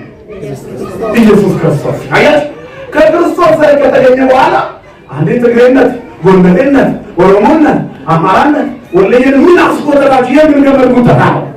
ወደ ኋላ ለምን መሄድ ነው? በቃ ወደፊት እኮ ነው። ቀራንዮ ላይ ከወጣ በኋላ አጎቴን አክስቴን ብሎ ነገር የለም እኮ። ስለ እኔ እናቱን፣ ልጁን፣ ሚስቱን፣ አባቱን የተወ የዘላለም አክሊል ያገኛል። አይደለም እንዴ? ትቶ መከተል እኮ ነው። ትቶ ቅድስና ትቶ መከተል ነው። ታላላቆቹ አባቶቻችን ወላጆቻቸውን ትተው ተከተሉ። እናት ጠቅላይ ማለት እኛም ዘረኝነትን መጥፋለን። የእግዚአብሔር ለመሆን እርስ በራሳችን መፋቀር አለብን አለ። ጣዖትን መስበር ሰባበረ። ከዚያ በኋላ አባታችን አብርሃም በስነ ፍጥረት ተመራመረ። ፈላስፋዎቹ የምንተፋዘር ፊሎሶፈርስ ነው። አልቲሜት ሪያሊቲን የመጨረሻውን እውነታ ለማግኘት በትክክለኛው የተፈጥሮ ምርምር መንገድ ሄዶ አምላኩን በስነ ፍጥረት ተመራምሮ ያገኘ ብሎ ያደንቁታል አብርሃም። አይ እንደዚሁ ደግሞ እኛ አባታችን አብርሃም በእግዚአብሔር ስራዎች ውስጥ ተጉዞ ባለቤቱ ሰሪውን አገኛል። ክብርና ምስጋና ለአምላካችን ነው። ስለዚህ አባታችን አብርሃም ውሃን የፈጠረኝ አለ፣ ውሃ አለፈበት። ንፋስ ነው አለ፣ ንፋስም ይነፍሳል አለፈ። ከዚያ በኋላ ፀሐይ ሞቀችው፣ ፀሐይ ናት አለ። አገሬም አለች፣ ገበያም ስሄድ አገኛታለሁ። በዚህ በልጅ አይምሮዬ መንደር ለመንደር ስዞር ፀሐይን የተለየዋት ጊዜ የለም። ሁሉም ቦታ አለች። እግዚአብሔር ማለት አለ ሁሉም ቦታ ያለ ነው። ልክ አይደለም እንዴ? ስለዚህ ፀሐይ ነች አለ። ከዚህ ፀሐይ ጠለቀች። እቺ ፀሐይ ገብታ ስትወጣ ገፋሩ ውጪ የሚላት ስትገባ ደግሞ ስቦ ነግቢ በቃሽ የሚላት የሚቆጣጠራት ወላጅ አላት አለ። እንደሳለች መሽቷል ናገባ እንደሚል። ስለዚህ አለ የዚህ ፀሐይ ባለቤት አናግረኝ አምላክ ፀሐይ ገና በበኒ የፀሐይ አዛዧ ገዢዋ ሰሪዋ መለከ ገዛ ነው። ስለዚህ እቺ ፀሐይ የምትገዛ ፈጥራ የምትገዛ የምታስገባ የምታስወጣ አናግረኝ አምላከ ፀሐይ ተናበበኝ አለ። እግዚአብሔርም ከላይ ድምፁን አሰማ። አብርሃም ሳሚ ሄዶት ፈለጥ ማዝማሪ ከበስጠት 12 ላይ አብርሃም ከሀገር ውጣ ከዘመዶች ተለይ ያለው ድምፅ ሰምቶ ከጣዖት ወጣ። ክብርና ምስጋና ለአምላካችን ነው። የደብረገና ምዕመናን እግዚአብሔር በድምፅ ጠርቷችኋል። እናንተ ብዙዎቻችን ተጠርተናል። በበረሃ የመጣን ሰዎች አለን። ባህር ያቋረጥን ሰዎች አለን። በመንገድ አቋርጠን መተን የመጣን ሰዎች አለን። በአየር ተሳፍረን የመጣን ሰዎች አለን። ሁላችንም ግን ተሰብስበን የማን ልጆች ሆነን ወገኖቼ? እንደ አብርሃም የሥላሴ ልጆች ሆነን በነፃነት እንኖር። ክርስቶስ ነፃነት አወጣን። እንግዲህ አሁን ጸንታችሁ ቆሙ። ዳግመኛ በባርነት ቀንበር እንዳትያዙ፣ ወደ መለያየት እንዳትመለሱ። ይሄ ቤተ መቅደስ የኢትዮጵያውያን ቤተ መቅደስ ነው። ጣሊያኖቹን ከተጠመቁ የእነሱ ቤተ መቅደስ ነው። ቻይናዎቹን ከተጠመቁ የእነሱ ቤተ መቅደስ ነው። አይደለም እንዴ? እዚህ ቤት ውስጥ ሁሉም አንድ አይነት ቋንቋ ይናገራል። ግን ሁሉም አንድ አይነት መግባባት አለው። ቃለ እግዚአብሔር አያጣላም እኮ ቃለ እግዚአብሔር ያጣላል እንዴ? በቃ የወንዝ በሽተኝነት አስወግዱ። የማይለቅ አለርጂ ሲያሳክከን የሚኖር ዘረኝነት እግዚአብሔር ከኛ ይቀርል። እኛ አንድ ቋንቋ ነን፣ የአንድ ዓለም ሰዎች ነን። በቃ ምድር ሁሉ ከእግዚአብሔር ናት። ለእግዚአብሔር ምድር በመላ ምድርና ሞላዋ የእግዚአብሔር ናት። አባታችን ቅዱስ ያሬድ ወሪድ ብሔረ ሮሜ ሪክዋ ለቤተክርስቲያን አፍቀርክዋ ዋይመርክዋ አወቅኳ ቤተክርስቲያን ሮሜ ያለችዋን አለ። ሮሜ ሄጄ የቅዱስ ጳውሎስን መልእክት አንስቷል። ነገር ግን ቅዱስ ያሬድ የተናገረው ሮሜ ሄዶ የቷን ቤተክርስቲያን ያያት ካላችሁ ይኸው ደብረ ከነዓንን ያያት የኢትዮጵያ ሕንፃ ያለባት በባለቤቷ የምትኖረዋን ቤተ መቅደስ ሮሜ መጥቶ ቅዱስ ያሬድ ያያት። የቅዱስ ያሬድ ልጆች ታላላቆቹ እነ መርጌታ ሌሊቱን በሙሉ የቤተ ክርስቲያኗን መታነጽ፣ የዚህ ቤተ መቅደስ መዘጋጀት፣ የራስ መቅደስ ማደል አስደምሟቸው የቅዱስ ያሬድን ቋንቋ ተናገሩ። እነሱ ሮሜ መጡ። ስለዚህ የያሬድ ልጆች ናቸው። ያሬድ መጥቷል አልመጣም? ያሬድ ክርስትና እንዲህ ከኖርንበት ጣፋጭ ነው። ውጡና ተለይታችሁ በሕይወት ነው። በሕይወት ስንኖር እግዚአብሔር በእኛ ይኖራል። አባታችን አብርሃም ውጣ ከዘመዶችን ተለያ ዘመድ ያደረግናቸውን ኃጢአቶች ልቀቁ። አሁን ከዚህ በኋላ በስትረስ አትጨነቁ። አልሞላልኝም፣ ጎደለብኝ፣ አጋንንት ተጫወቱብኝ የለም። ልክ እንደ ሀገር ቤቱ ጭንቅ ሲለን ታክሲ ይዘን ሮጠን መተን እዚህ ዛፏ ስር ገብተን ሰግደን ስለ ማርያም ጋር ስለ ስላሴ ጋር ሰግደን አባታችን ብለን ጥግ ላይ ትንሽ ቆጭ ሸክማችን ቅልል እንደ ሀገር ቤቱ ማን ይሄንን አዘጋጀው? ወገናችን ክብርና ምስጋና ለስሙ። ስለዚህ እግዚአብሔር ስለወደደ ስለፈቀደ ሁሉን አደረገ ስንለይ የበለጠ ይሆንልናል። አባታችን አብርሃም ዘፍጥረት 12 ላይ ዘመድ ያደረገው ከቤተሰቦቹ ካደገበት ከይ ወጣ። ከልጅነታችን ጀምሮ ያደግንበት ውስጥ ስለቀነ ነው እግዚአብሔር አዲስ ያደረገናል። እዚህ ደግሞ የኛው ነው ብዙ ህይወት አየን እኮ አይደል? መንገዱን በሙሉ የተጠራወተን ጋኔ ስንታገል ነው። አሁን የራሳችን መቅደስ ውስጥ አቆመን። አሁን በፈለግነው ሰዓት ቅዳሴ ገብተን በፈለግነው ሰዓት እንወጣለን። አየዘማ አጠራንን ደስ ብሎና ዜማለን አንጣደፍም። ብንፈልግ ዛሬ እስከ ማታ እዚሁ እንውላለን። እግዚአብሔር የተመሰገነ ይሁን። ከዚህ በላይ ትልቅ ታሪክ እግዚአብሔር በእኛ ሰራ። ይገባናል። ራሳችሁን ይሁን ይገባናል። እኛ እንኳን አይደለም መቅደስ መግዛት የራሳችን መቅደስ ማግኘት ስለ ርኩሰታችን፣ ስለ ክፋታችን፣ ስለ ቡድን ስሜታ ተዋልን ስለምንኖረው ኑሮ ውስጣችን ለእግዚአብሔር የማይደነግጥ ክፉ ሰዎች ነን። እግዚአብሔር ይህን ሁሉ ታግሶ የራሳችን መቅደስ ውስጥ ቁጭ ብለን አስበነዋል። ቅድስና በማይለየው መቅደሱ ከነ ርኩሰታችን ማንን እኛ አባታችን ዳዊት የእግዚአብሔርን ቤት ልስራ ብሎ ተነሳ። አንተ አትሰራም አለው። ዳዊት አትሰራም፣ ልጅህ ግን ይሰራዋል። አንተ ደም አፍስሰሃል አለው። እዚህ ውስጥ ደም ያላፈሰሰ ማን አለ? መግደል በተግባር ብቻ ሳይሆን በምኞትም ነው አይደለም? ስንቱን ገለናል። ከዳዊት የበለጠ ቅድስና አለ? ቸርነቱ እንደ ሐምሌ ዝናብ እንደ ጎርፍ ፈሰሰልን። ክብርና ምስጋና ለስሙ ይሁን። አላህችንን አስወገደው። የደከመ በኃጢአት የደከመ ጉልበታችንን በትዕግስትና በፍቅሩ አደሰውና ለዳዊት የከለከለውን ጸጋ ለኛ ሰጠ። እግዚአብሔር ቸር ነው አይደለም? አብርሃማዊ ሕይወት ቸርነት ይኑረኛ። ታላቁ አባታችን አብርሃም ዘፍጥረት 12 ላይ ነቆታ ልቀቁና ውጡ ሳንወጣ ገባ ወጣ እያልን ከተባረክን ሙሉ ለሙሉ ስንላቀቅ እንዴት ነው? ስንቆርብ እንዴት እንባረክ ይሆን? አስቀድሰን ስጋው ደግሞ ተቀብለን አሁን ልጆቻችንን ነው የምናሳልፈው። እኛ ስንቀበል የብዙ ልጆቻችን ጥያቄ ይቆም አስፈት እኛም ታቆርቢናለሽ ማሚ አንቺስ መቼ ነው? አንተስ መቼ ነው? ብዙ ወላጆች ተሳቀቁ። ከሰይጣን ጋር የኮንትራት ውል ስምምነት የተፈራረሙ ይመስል ቆይ ቀስ ብዬ ጉዴን ስጨርስ ኮንትራቴን ስጨርስ አንድ ተጫዋች ልክ ኮንትራቱን ሊጨርስ ሲል ያ ቡድን ካልተስማማው ሌላ ቡድን ጋር ይፈርማል አይደለም ይሄ ከዛ የቀረችዋን 6 ወር ተጫውቶ ልቀር ነው እንዴ? ታዲያ ይልከኛ ሚኪ ልቀር ነው የማንቸስተር ደጋፊዎች ናቸው። እኔ ግን ሰላም እግዚአብሔር ከሁላችን ጋር ይሁን። አሜን። ስለዚህ ይፈርማል። አያችሁ ካለበለዛ ማናጀሩ ምን ያደርገዋል? ቀጥለዋል፣ ያስቀጥለዋል። አሁን ማናጀራችን ሰይጣን ሆኖ እያስቀጠለን ሳንቆርብ የቆራቢ ተመልካቾች ሆነን ቀረን። እግዚአብሔር ከዚህ ይሰውረንላችሁ። ክርስትና ከሰይጣን ጋር ያለው ፊርማ መቅደድ ከእግዚአብሔር ጋር ያለው የፍቅር ትስስር ማስፈጸም ነው። ስለዚህ ከእግዚአብሔር ጋር በፍቅር ተሳሰሩ፣ እንዳትለዩ። ለማይባረከኝ ይፈነወከ ካልባረከኝ አለቅም። ያዕቆብ ጀግና አማኝ እኮ ነው። እኛ ያዕቆባዊ እምነት ይኖራል። በኃይለኛ ስጋት ውስጥ ሆኖ እግዚአብሔር ለሊት ሊታገለው መጣ።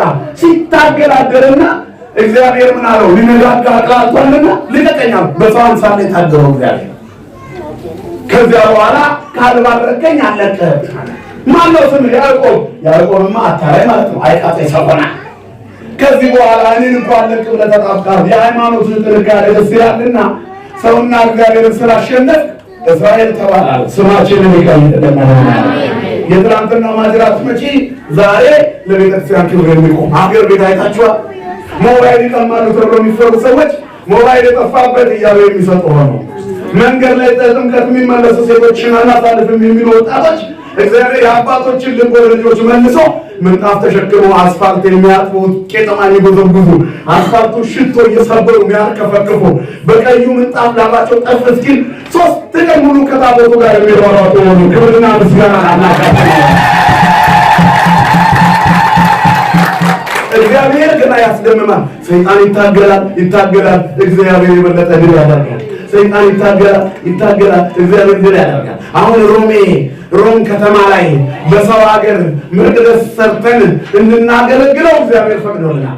በአንጻሩ ደግሞ በኢትዮጵያ ታሪክ ውስጥ ሆኖ የማያውቀው በሀገራችን ለመጀመሪያ ጊዜ የአንድ ከተማ ባለስልጣን የሆነች አንዲት ሴት የእኛም ቤተክርስቲያን አስፈርሰዋለች። ሆኖ አያውቅም። ባለስልጣን ሀገር በሰላም ይመራሉ የሚል አካል መቅደስ አፈርሰው አያውቅም። ለገጣፎ ዮሐንስ ቤተክርስቲያን ፈረሰ። ይህ የመጨረሻ የኃጢአታችን ውጤት እኮ ነው። አንድ ግለሰብ ሰዎቹ ምን አይነት እጅ ነው ያላቸው? ታቦት ተሸክመው ወስዶ ኮንቴይነር አስቀመጡ። አይንሰላችሁ፣ ዮሐንስ ይሰራል። ሄሮድስ ቤት እንኳን አንገቱ ከተቆረጠ በኋላ እንደ ወፍ በሮ ባልና ሚስቱን አሳብደዋል። ክብርና ምስጋና ለስሙ ይሁን። ይሄ ነው እንግዲህ ክርስትና መገፋት ነው። ድመትን እኮ በተደበደቧት ሮጣ አትሽለኮለክም። ቁምሳጥን ላይ ነው የምትወጣው። ስትመጣ ጣራ ነው የምትወጣው። እናንተ ማደርሱባት ፎቅ አናት ትወጣለች። እንዲህ ነው እየገፉ አናታቸው ላይ ወጡ ሰዎች። እግዚአብሔር ከፍ እያደረገ ነው። ክብርና ምስጋና ለስሙ ይሁን። ያሳዝናል። የሁሉንም ሰዎች በእንግድነት የተቀበለች ቤተክርስቲያን መቅደሷን የሚያፈርስ ባለስልጣን መጣፋ አሳፋሪ ነው አይደለም? አልተጻፈም ባለነ የሃይማኖት እኩልነት የተባለው ኦርቶዶክስን አክስቶ ሌላውን ማወፋት አይደለም። ኦርቶዶክስን አፍርሶ ሌላውን መገንባት አይደለም። ግን መቅደስ እስከማፍረስ ደፋር ትውልድ መጣ። ይሄ አጋንንት ምን ያህል እዚህ ቤተክርስቲያን እየሰለጠነ ሌላውን ዓለም እኮ ተቆጣጥሮታል አይደለም? ግብረ ሰዶም ጀግና ሆኗል። ግብረ ሰዶምን የጨረሱት ሉሲፈራውያን ሆነዋል። የሰይጣን ቤተ መቅደስ መሰራት ተጀምሯል። መስቀል ተዘቅዝቆ መመለክ ተጀምሯል። አያችሁ። ስለዚህ ጣዖት መስፈር ያስፈልጋል። አያስፈልግም? ያስፈልጋል። ማንም የእግዚአብሔርን ቤተ መቅደስ ቢያፈርስ እግዚአብሔር እሱን ምን ያደርገዋል? ያፈርሰዋል ይላል። እመኑ። ይሄ እንዲፈርስ የፈቀደችዋ ሴት ናት ተብሏል። ይሄ እንዲፈርስ የፈቀደችዋ ሴትዮ በቁመት ትፈርሳለች። እግዚአብሔር ለቤቱ ይቀራል፣ ግን ክፉ አይደረስባት። ይመልሳት መድኃኒዓለም መልሶ ያስተምራል። ብዙዎችን አስተምሯል። እነ ሄሮድስ ተምረዋል፣ በተባይ የተበሉ እንደ ፈርዖን ተምረዋል እኮ። ኧረ እባካችሁ ሂዱልኝ፣ ጸልዩልኝና ልዳንና ሂዱልኝ ብለዋል። እግዚአብሔር በደንብ ይቆነጥጣል፣ ይችልበታል። ትዕግስቱ ሲያልቅ ደግሞ እንደ ፈርዖን ሞልቶ አጥለቅልቆ ይወስዳል። ፈረሰ ወመስተጽእነ ወረወ ውስተ ባሕር። እግዚአብሔር ይሰራል። ፈረሰኛውና ፈረሱን በባህር ይጥላል። መዋጋቱን ያሳያል። እግዚአብሔር ቀን ያውጣልን ለሁላችን። የቤተ ክርስቲያን አምላክ ከመፍረስ ወደ መገንባት ያሳድገን። እዚህ ግን ደስ ብሎናል። ሥላሴ መቅደሳቸውን ሰርተዋል። ክብርና ምስጋና መቅደስ ለፈረሰው ትጸልይ። አሁን እኛ ለፈረሰው እንጸልያለን። ለፈረሰ መቅደስ መቅደስ እያፈረሱ ላሉ ሰዎች እንጸልያለን። ምክንያቱም እየፈረሱ ነው እነሱ ማለት ነው። ማንም ቢያፈርስ ይፈርሳል ተብሎ፣ ስለዚህ ያፈረሱ እንዳይፈርሱ እንጸልያለን።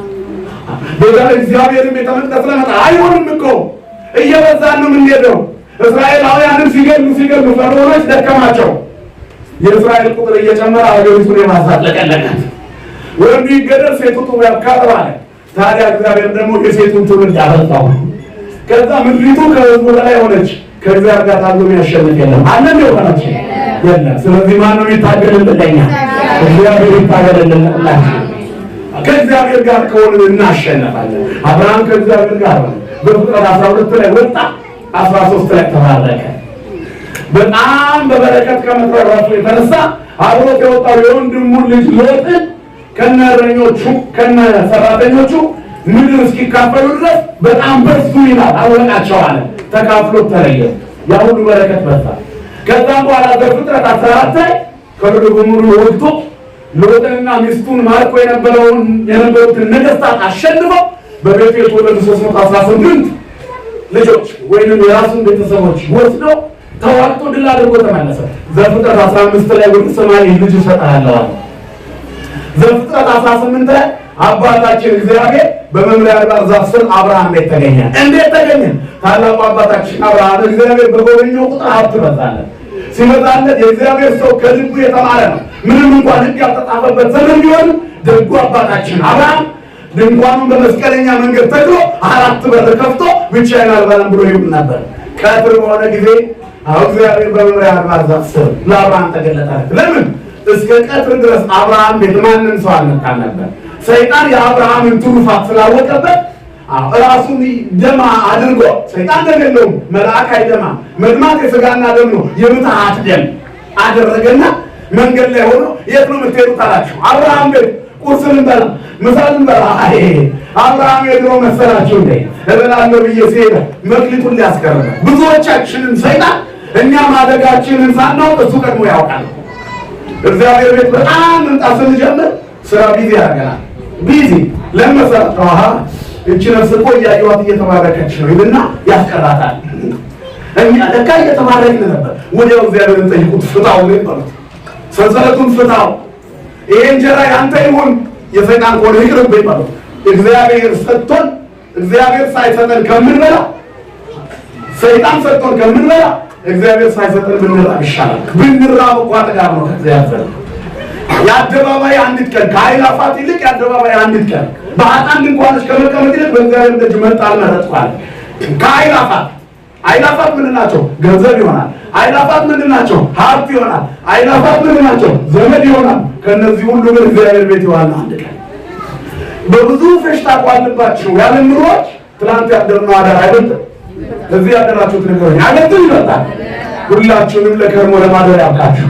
እግሮቻችሁን ይፍታላችሁ። መድኃኒዓለም ቀድሞ መንገድ ይዘጋል ሰይጣን። እግዚአብሔር ሰይጣንን እግሩን ያዝልን በሉ። ከዚያ በኋላ አባታችን አብርሃም ጭር ሲልበት ቀትር ላይ እግዚአብሔር መጣ። ጭር ሲል ይመጣል እግዚአብሔር ቤትሽ። ልጅ ስታጪ ጭር ሲል እግዚአብሔር ይመጣል ቤትሽ። ትዳር ስታጪ ጭር ሲል እግዚአብሔር ይመጣል ቤትሽ። ጤና ስታጣ ጭር ሲል እግዚአብሔር ይመጣል ቤትሽ። ስራ አጥተህ እጅግር ተቋጥሮ ቤተሰቦችን እዛ እየጠበቁ አንተም እዚህ እየጠበቅ ቀንና ሌሊቱ ግራ ገብቶች ልክ ሲል ጸሎት አድርግ። አብርሃም ጋር የመጣ እግዚአብሔር አንተ ጋር ይመጣ። አብርሃም ቤት ሲመጣ ኑሮ ናመር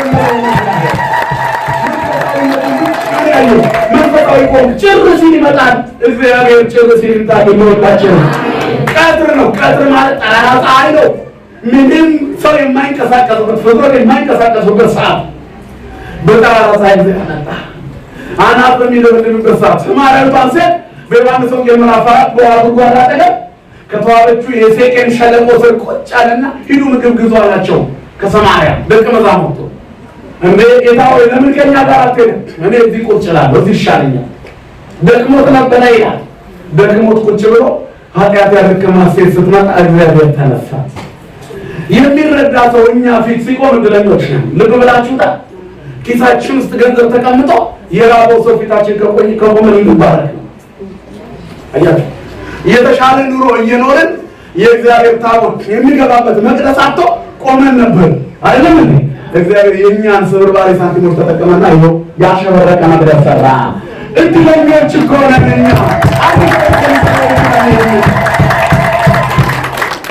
አንድ ሰው ሊሰራ የሚችለውን መቅደስ የእናንተን የድሆቹን ፈረድ እርግጠኛ ነኝ አታማላችሁ ናችሁ እንዴ? ነገሩ ናችሁ። የግል አውሮፕላን ያለው እንደዚህ እሱም አታማለ ለምንጣችሁ ፈልጌ ነው እንዳትሉ እሱም ደሃ ነው። ስለዚህ ሁላችንም ድሆች ነን አይደለም እንዴ? የእኛን ብር ፈለገ። ክብርና ምስጋና ለስሙ ይሁን። ያሸበረቁ መቅደሶች የሚታዩት ድሆች መንደር አይደሉም እንዴ? አንቀጸ ምሕረት ሚካኤልን ታውቁታላችሁ? ቡልጋሪያ ጋር ከርቸሌው ሚካኤል የሚደነቀው ታቦት እስረኛው ታቦት ህዝቡን በፍቅር አሰረው። ስሙ የተመሰገነ ይሁን። ይድንቅ ጥበብ ተፈራ። ወደ መድኃኒዓለም ላይ መቅደስ አይተን እንዴት ያለ ነው ብለን ስናስብ ወረድ ብለን ብሔረ ጽጌ ያንኑ መቅደስ እናየዋለን። ብሔረ ጽጌ ማርያም አሸብርቃ ከፍ ብላ ታያታላችሁ። አለፍ ብላችሁ ቃሊቲ ድሆቹ ቀበሌ ውስጥ ሁሉ አለ ትልልቅ መቅደስ። አያችሁ እግዚአብሔር በድሆች ወርቅ ማንጠፍ ይችላል። የድሆችን ገንዘብ አብረኩ ይችላል እኮ እግዚአብሔር። ክብርና ምስጋና ለስሙ ይሁን። ስለዚህ ከሚችለው ከእግዚአብሔር ጋር እንስራ። አብርሃም ከእግዚአብሔር ጋር ስለቆመ መጣለት። ምንም ባዶ ሆኖ ይመጣል። ቀትር ጾቢያ ቀትር ነበረ፣ ማንም አልነበረም። ግን አብርሃም ቤት ማን መጣ? ሰይጣን ይዝጋው እንደሆነ እኛ ቤት ማን ይመጣል? ወዲያውኑ አብርሃም እንግዳ ናፍቆት ነበረ። ሶስቱን ሰዎች ሲያያቸው ባሪያን አትለፈኝ፣ እንግዳ መቀበል የበደለበት አብርሃም፣ ልጅ የሚፈልግ አብርሃም ባሪያን አትለፈኝ አለ። ባሪያን አትለፈኝ በሉት እግዚአብሔር። እህቶቻችን እባክህን ገረዲቱን አትለፋት በሉ። እኔ አንተ ገረድ ነኝ አትለፋት። እመቤታችን እነሆኝ የእግዚአብሔር ገረዱ አይደለም እንዴ አለችው? እነሆኝ ነያ ዓመቱ ለእግዚአብሔር ሁሉ እኔ እግዚአብሔር ገረዱ ነኝ አለች። ድንግል ማርያም እናታችን ድንግልም እናትም ሆነች። ሜልኮል በእግዚአብሔር ታቦት ላይ ሳቀች። ከዚያ በኋላ እናትም ድንግልም አልሆነችም። ሁለቱንም ማጣጣል እግዚአብሔር ከዚህ ይሰውራል። ግን እመቤታችን ድንግልም እናትም ሆነች። ይሄ ለሷ ብቻ ተሰጣት። ስሟ ለዘላለም የተመሰገነ ይሁን። እግዚአብሔር ይችላል። አይችልም እንዴ? ይችላል። አብርሃም ባሪያን አትለፈኝ አለ። የጎደለባችሁ አሁን ሥላሴ ተአምረኛ ታቦት ነው። ይሄን ታቦት አትለፈኝ በሉት። እንዴ በ5 ዓመት መቅደስ ሰራኩ። በ5 ዓመት ስንት ቀን ውጡ ተባላችሁ? እንከራተት ከሥላሴ ጋር እንዳትሰለችው አልተባባልን? ታስታውሳላችሁ? ብዙዎቻችሁ ቤት ይሰራል። ከዚህ በኋላ የእናንተ ቤት ነው የሚሰሩት ሥላሴ። ለማየት ያብቃችሁ። ሁላችሁም ቤት ትንፍርፍ ያለ በረከት። ደግሞ እዚህ መቅደስ ቆሞ አስቀድሶ ያልሞላለት ማን አለ? እዚህ ጋር ቆሞ ዘምሮ ያልሞላለት ማን አለ? ተአምረኛ ታቦት እኮ ነው። ስንት ታቦቶች መሰላችሁ አሁን አውሮፓ ያሉት? 30፣ 20፣ 40 ዓመት የቆዩ ታቦቶች አሉ። እስካሁን ያሉት የካቶሊክ ሕንፃ ውስጥ ነው ያሉት። እስካሁን ያሉት ሌላ መቅደስ ውስጥ ነው ያሉት። ግልጽ ነው አይደለም እናገር? ሥላሴ የራሳቸው ቤተ መቅደስ ውስጥ ገቡ። በ5 ዓመት ይሄ ተአምር ነው።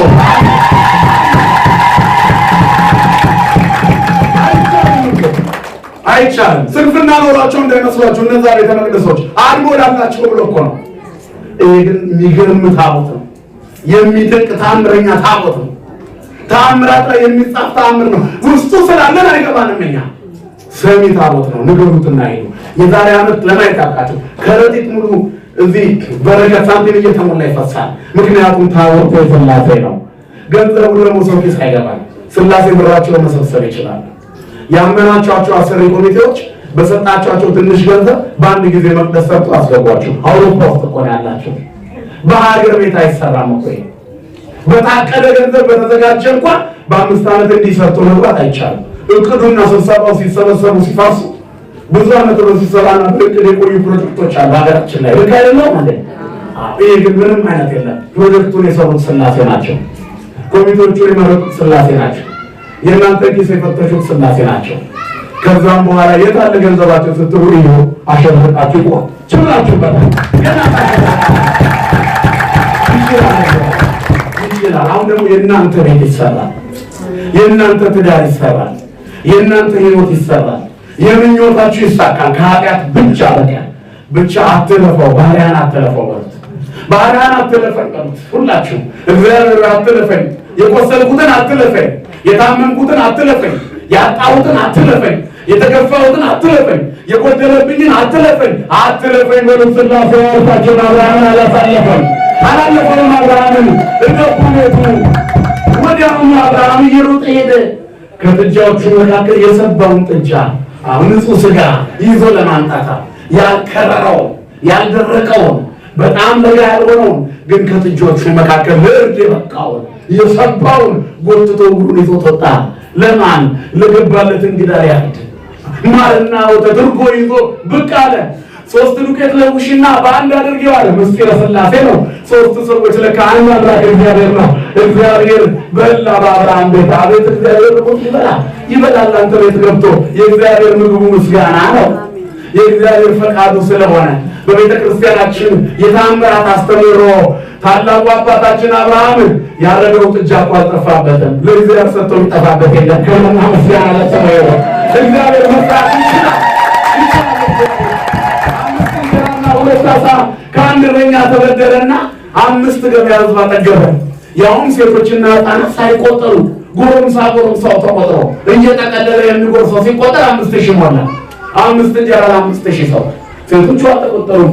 ሰው ፊት ሲሆን ቁንጥር ያደርጋል። የድሮዎቹ ነው ያሞቹን አይደለም።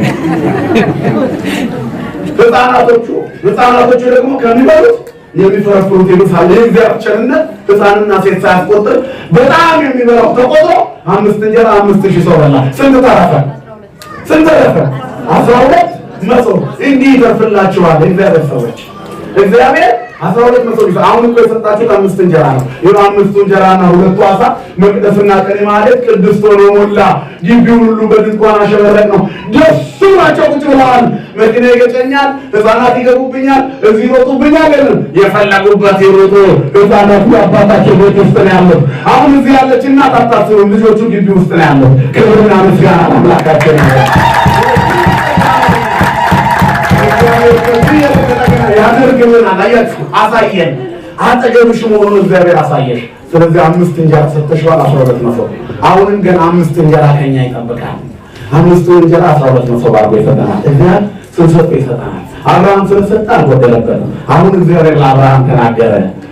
የዛሬ ዓመት ወደ አንተ ዘንድ እመጣለሁ አለ።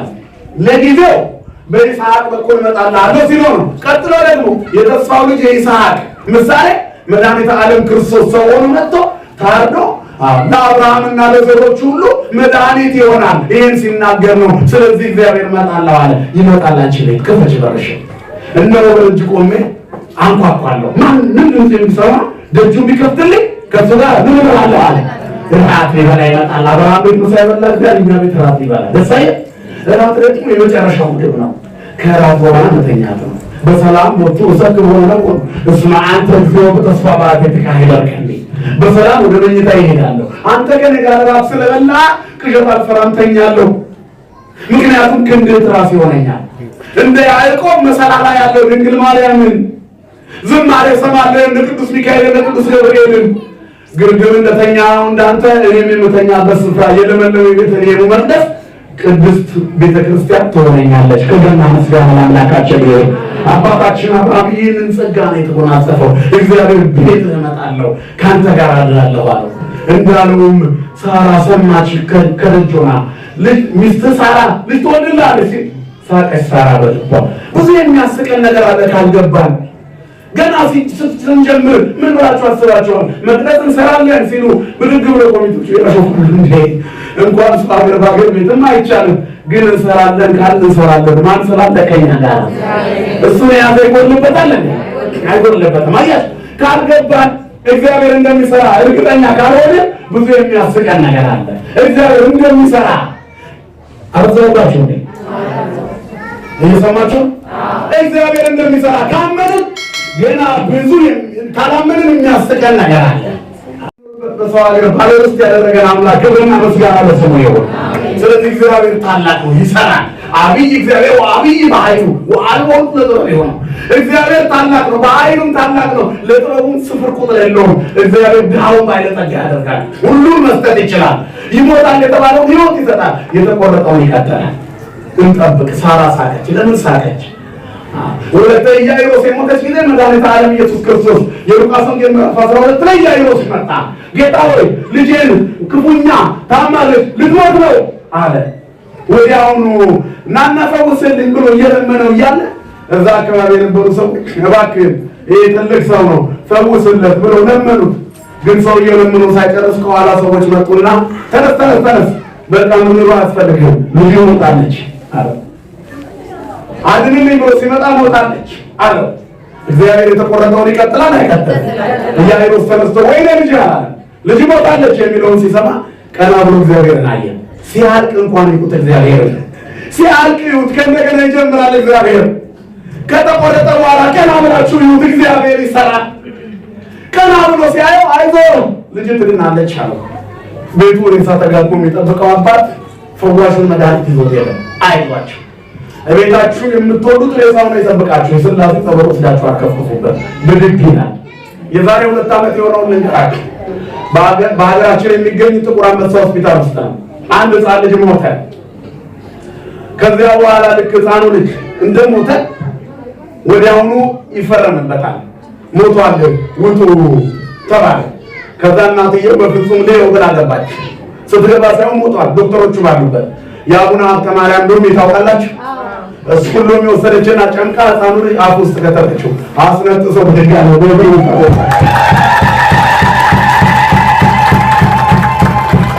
ከዛም በኋላ የአዲስ አበባ ጤና ጥበቃ ቢሮ ይሄ መልእክት ደረሰው። የአቡነ ሀብተ ማርያም ሎሚ ላይ ምንም ይደረግ ተባለ። ይሄ በስጋና ደም የሚያምን ዓለም እኮ ሁሌ ግራ እንደገባ ነው የሚኖረው። ተመልከቱ፣ እግዚአብሔር ይሰራል። ካለቀ በኋላ እንኳ ይሰራል። ሁለተኛ ኢያኢሮስ ተኝታ ነበረ። ገባ። ሬሳ ክፍል ተብሎ ተጋርዷል። ሰው ሲሞት ታውቃላችሁ አይደል? ከጥቂት ደቂቃዎች በፊት ስንሯሯጥ የነበርንበት ቤት ውስጥ ከሞት በኋላ እኮ ነጭ መጋረጃ ይጋረዳል። ወደዛ ሰው አይገባም። ደጅ ይለቀስ ይሆናል። ሳጥን የሚጠርቡ ሰዎች አሉ። አስከሬን የሚያጥፉ ሁሉም ነገር ያከትማል።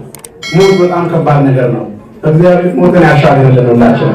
በሞት መንገድ ላይ ቆሞ እግዚአብሔር ባሻግረን ሞት የመጨረሻው ማክተሚያ ሆኖ በዛው ቢቀር ኖሮ እጅግ አስፈሪ ነበር። እንዲህም ሆኖ እንኳን ሞትን ገና ነው። ወዲያውኑ መድኃኒተ ዓለም ኢየሱስ ክርስቶስ እየገባ በለቅሶ ገብቷል መንደሩ። ሰውየው ከጌታችን ጋር ሲመጣ እናትየዋ ሁሉ ሳትቀር ሰዎች በሙሉ ዋይ ዋይ ሞተችብህ እኮ ሞተች እያሉ ሊቀበሉት መጡ። ዝም በሉ አለ መድኃኒዓለም ክርስቶስ አሉ። እግዚአብሔር ዝም በሉ ካለ ዝም ብሎ ጨዋለሁ ብትሉ እንኳ አትችልም። ሰው እግዚአብሔርን አልፎ መጫው አይችልም። ዝም በሉ የሚለው ቃል መለኮታዊ ቃል ነው። የፈጠረው አንደበት ጸጥ ይላል። የሚያዘው ሰውየውን አይደለም፣ የፈጠረውን አንደበት ይቆልፈዋል። አይችልም እንዴ? ይችላል። ስለዚህ ጸጥ አሉ። ተኝታለች አልሞተችም ሲላቸው ከትብሮ ሳቁ ይላል መጽሐፍ ላይ አይደል? ካልገባን እንስቃለን። ምናልባት አስከሬን ያጠሩ ሰዎች ናቸው እኮ እነዚህ ሰዎች። እነሱ ከስጋዋ ሲለያዩ ሰዎች ናቸው እኮ። በእነሱ ቋንቋ አክትሟል። እናትየውና አባትየው ደቀ መዛሙርቱ ብቻ እንዲገባ አደረገ። ተነሺ አላት። ሞት ምርኮ መለሰ። የሬሳ ክፍል የነበረው ክፍል የልጅቷ ክፍል ሆነ። ብድግ ብላ አባትና እናቷን አየች። የምትበላውን ስጧት። ታሞ የተነሳ ሰው ሞቶ የተነሳ ሰው ምትሃት አለመሆኑን ለማሳየት የሚበላና የሚጠጣ ነገር ስጧታል። እሱም ከትንሣኤ በኋላ በፊታቸው የሚበላ ጠይቆ በላ። አያችሁ፣ ማረጋገጫ ነው በሕይወት ለመኖር የምትበሉትን ስጧታል። ከዛም በኋላ ግን አስባችሁታል? ወንጌሉ ላይ የሳቁት ሰዎች የሌሉ ምን አይነት ስም የተሰማቸው እሱ እግዚአብሔር ነው አሉ ብሎ ጨረሰው። ወንጌል ታምሩ ሁሉ ለምን አላለቀም? ስለዚህ እኛም ቤት ገና ታምር አያልቅም። እግዚአብሔር ይሰራል። ማን ይሰራል? ሳራም እንዲሁ የሳቀችው እግዚአብሔር እንደሚሰራ ስላልገባት ሳቀች። ሳራ ከሳቀች በኋላ ለምን ሳቅሽ አላት። አልሳቅኩም ሳቅሽ እንጂ በሆንሽ እኮ ነው። እግዚአብሔር ይፈትን ልብ ወክል ያፈል ኩላሊት ያጤሰውን ልብ ያመላለሰውን እግዚአብሔር ያውቃል። የልብን ያያል። ስለዚህ ስቀሽ የለ ልጁ በሳቅሽ ይሳቅ ይባላል። በአመቱ እናታችን ሳራ ልጅ ታቀፈች። ደረቅ እንጨት ለመለመ፣ የተቆረጠው ተቀጠለ። እግዚአብሔር ባሪያውን አላለፈም። ቤቱን ሞላ። አሁንም ደረቅ እንጨት ያለመልማል፣ ባዶ ይሞላል። ክብርና ምስጋና ለስሙ ይሁን።